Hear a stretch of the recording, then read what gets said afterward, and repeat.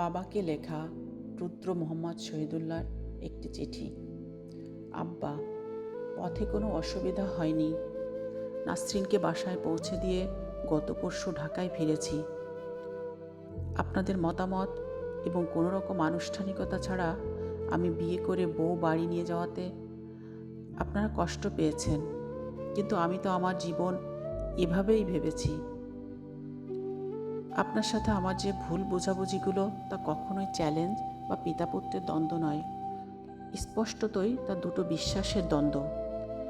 ব্যক্তি আপনাকে আমি কখনোই ভুল বুঝিনি। আমি জানি না আমাকে আপনারা কিভাবে বোঝেন। এত চরম সত্য যে একটি জেনারেশনের সাথে পরবর্তী জেনারেশনের অমিল এবং দ্বন্দ্ব থাকবেই। যেমন আপনার সাথে আপনার আব্বার অমিল ছিল, আপনার সাথে আমার, এবং পরবর্তীতে আমার সাথে আমার সন্তানদের। এই দ্বন্দ্ব ও সংঘাত কোনোভাবেই রোধ করা সম্ভব নয়। আমরা শুধু এই সংঘাতকে যুক্তিসঙ্গত করতে পারি কিছুটা মসৃণ করতে। সংঘাত রোধ করতে পারি না।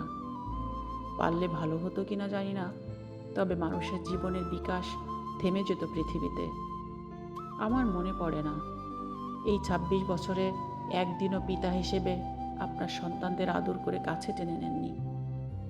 আশেপাশে অন্য বাবাদের তাদের সন্তানদের জন্য আদর দেখে নিজেকে ভাগ্যহীন মনে হয়েছে, কিন্তু এ নিয়ে কখনো কষ্ট প্রকাশ করিনি। ছেলেবেলায় আমার খেলতে ভালো লাগতো। খেললে আমি ভালো খেলোয়াড় হতাম। আপনি খেলতে দিতেন না। ভাবতাম না খেললেই বোধ হয় ভালো মানুষেরা বোধ হয় খেলে না। আবার প্রশ্ন জাগতো, তাহলে আমার খেলতে ভালো লাগে কেন?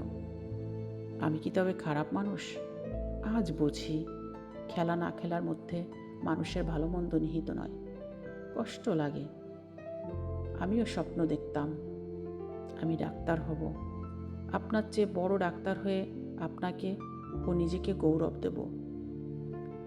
সন্তান বড় হলেই পিতারই সুখ। আমি সেভাবে তৈরিও হচ্ছিলাম, কিন্তু স্বাধীনতা যুদ্ধের পর কি যে এক বিরাট পরিবর্তন এলো। একটি দেশ, একটি নতুন দেশের জন্ম হলো। নতুন চিন্তা সব হতে লাগলো। নতুন স্বপ্ন এলো মানুষের মনে। সবাই অন্যরকম ভাবতে শুরু করলো।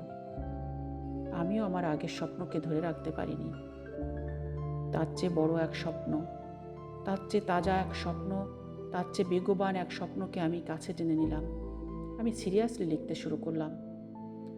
আগেও একটু আধটু লিখতাম, এবার পুরোপুরি। আমি আমার আগের সব চিন্তাভাবনার প্রভাব ছেড়ে ফেলতে লাগলাম।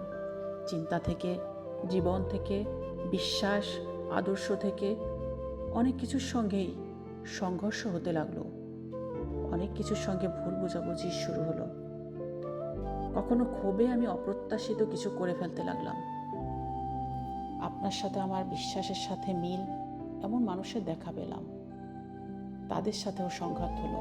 এ কি, সবার সাথে সংঘর্ষ হয় কেন? মনে মনে আমি ভীষণ অস্থির হয়ে পড়লাম।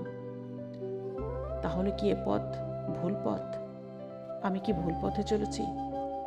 কখনো মনে হয়েছে আমিই ঠিক, এই প্রকৃত পথ।